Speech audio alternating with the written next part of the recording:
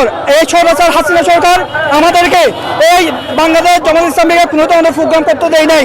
শান্তক দাবি করে হচ্ছে আপনাদের গণহত্যা, জুলাই গণহত্যার দাবি, র্যাবের ফিঙ্গারপ্রিন্ট নিশ্চিতকরণ এবং আমাদের যে শহীদ এদেরকে চিকিৎসা নিশ্চিত করার পুনর্বাসন করা এবং আমাদের যে আগামী যে 1 কোটির উপরে বাইরে আমাদের প্রবাসী ভোটার আছে এদের ভোট নিশ্চিতকরণ এবং এই যে শান্তক দাবি নিয়ে আজকে বাংলাদেশ জামাত ইসলামী গণমানুষের আন্দোলন আজকে আমরা এই সোহরাওয়ার্দী উদ্যানে আমরা জাতীয় সমাবেশে একত্রিত হয়েছি।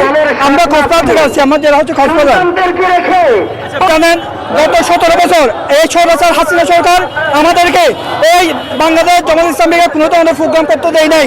আমরা আমাদের স্বার্থ মতো চেষ্টা করেছি, কিন্তু স্বৈরাচারের কারণে আমরা প্রোগ্রাম করতে পারি নাই। কিন্তু আপনারা জানেন এই জুলাই অভ্যুত্থানের মাধ্যমে আমরা যে নতুন একটা দেশ পেয়েছি, আজকে বাংলাদেশের মানুষ বাংলাদেশ জামাত ইসলামী যে উন্মুখ হয়ে বসে আছে, কখন এই বাংলাদেশে একটি কল্যাণ রাষ্ট্র পরিণত হবে এবং শোষণমুক্ত একটি স্বনির্ভর বাংলাদেশে পরিণত হবে।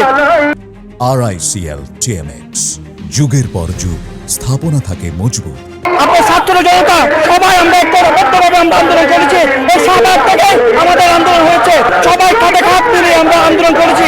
আমরা সফল হয়ে স্বৈরাচার শাসনকে আমরা এই বাংলাদেশ থেকে হারিয়েছি। কিন্তু আমরা যদি এই জুলাই অভ্যুত্থানে সবাই শক্তি করে বিভক্ত না হয়ে একতাবদ্ধভাবে থাকি, তাহলে আগামী দিনে সরকার বাংলাদেশের কোনোদিন আর রাজনীতি করার স্বপ্ন দেখবে না।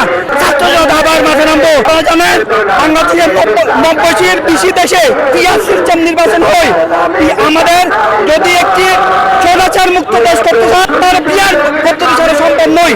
তাই আপনার আগামী দিনের জন্য আমাদের বিদ্যমান পদ্ধতিতে নির্বাচন হয়, তাহলে স্বৈরাচার হওয়ার সম্ভাবনা বেশি। আমাদের এই জন্য আমরা পিআর পদ্ধতির মাধ্যমে সবাইকে নিয়ে একটি সুন্দর সমৃদ্ধ বাংলাদেশ গঠন করতে চাই।